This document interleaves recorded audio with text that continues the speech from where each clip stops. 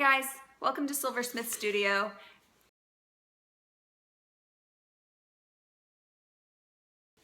We're having jewelry class today.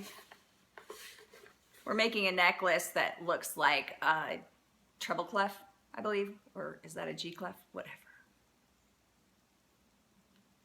With a heart at the bottom. And it's also going to double as a brooch. So I need to get to work. Let's get started. This metal is going to require a lot of bending, so I need to anneal it, which basically means heat it up to a light glowing.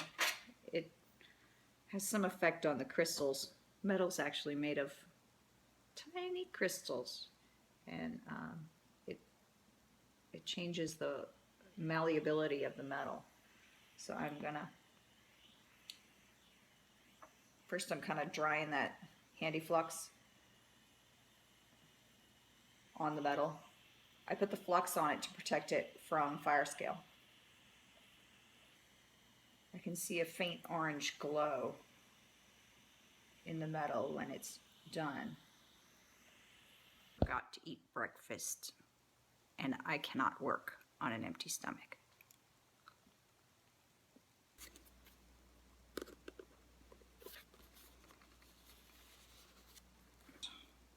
Of how many Smurfs I had to squeeze to get all the blue I needed for that bread.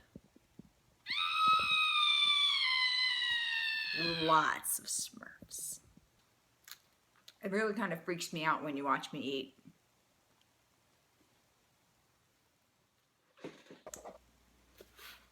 Wow. But all my fragile strength is set me free, let me be.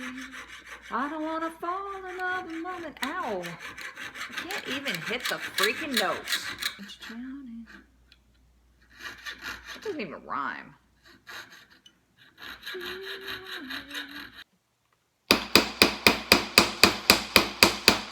I'm hammering the metal to vary the thickness in places.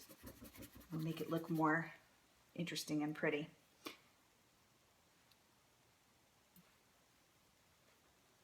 It's always important to keep your fingers off the edge of the block so you don't smash your fingers. I saw a lady bloody her hands one time. It was nasty. So I've got it bent mostly into position, but now I have to weave the back bar through the front, and so I need to anneal the metal again so that it's soft enough for me to bend without breaking the metal.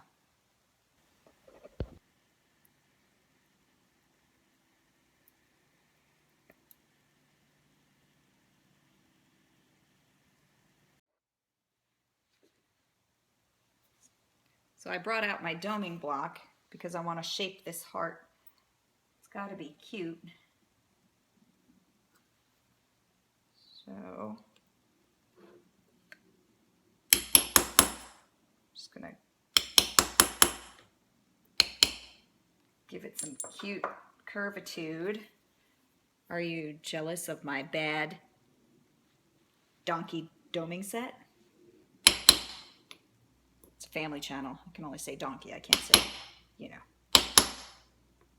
anything else. By the way, donkeys, so cute. I love donkeys. So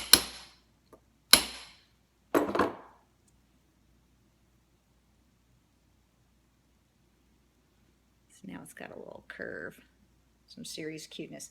I'm going to clean up around the edges with a, let's go! Okay, with a grinding wheel. I'm going to start with the blue one, which is the coarsest.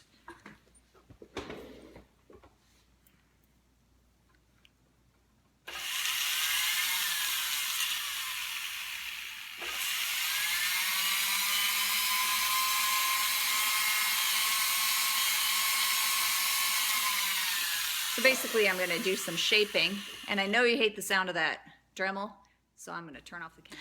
Which one of you took my optimizer?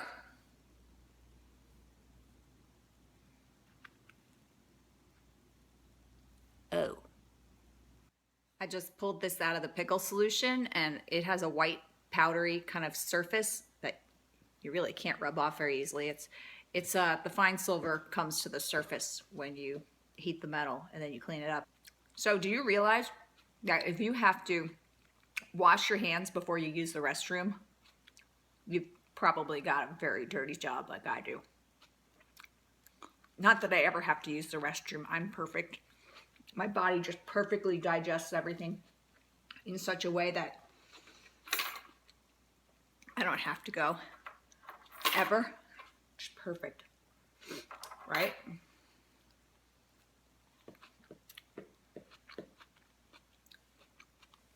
You know that Mike Rowe from Dirty Jobs? I bet he has to wash his hands a lot. That dude is awesome.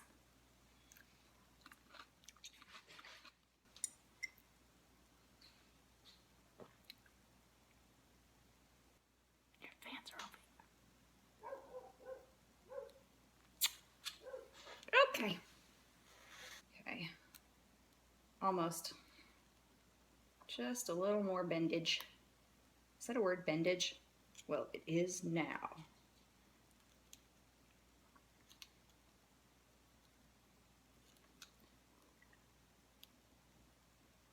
I used to be really strong, but now I can only do 3 pull-ups. See, I'm bragging. I'm going to texture the metal with this ball peen hammer. I think that's what they call them. It fits down into the curve of the heart, so we have the most solder contact we can have on the inside. Third hand. It's actually my third and fourth hand. Very helpful. Keep heating it a little more, make sure it ran into the right places.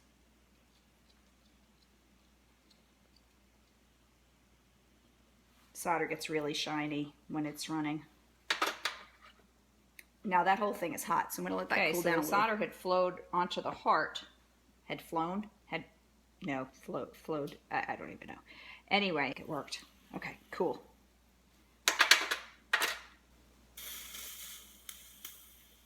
Water boils instantly when you splash a little water on it. I'm just doing that for fun. I have devised a most brilliant scheme for attaching a pin back that's hidden back here. I made a spiral. Okay, so I'm going to solder that right in place there, and then I'm going to harden this metal up by hammering it, and I'm going to file it into a pin, and I'm going to secretly hide the pin when it's closed behind the end part. Cool thing about solder is that it flows to the hottest place, and that's why it flows into the gap between the 2 pieces of metal. It's now, though. I think we're good. I'm coloring it black and white. I'm kind of painting on the black max with this Q-tip, and then I'm gonna make a kind of polish it off just to give it a little bit. In English, the word is visual interest. Makes it look kind of cool. So we're going to have brushed and shiny and a little darker in spots, and then I'm going to polish up the rest of it, and we're going to call it finished. The back is nearly as pretty as the front, which is awesome. And from the front, that pin is entirely hidden. Pretty cool. Okay, that's it, guys. Thanks for watching. I appreciate your comments and your likes and your subscribes, and you're just being here to work with me on this project. So let me know if you have questions, and see you next time.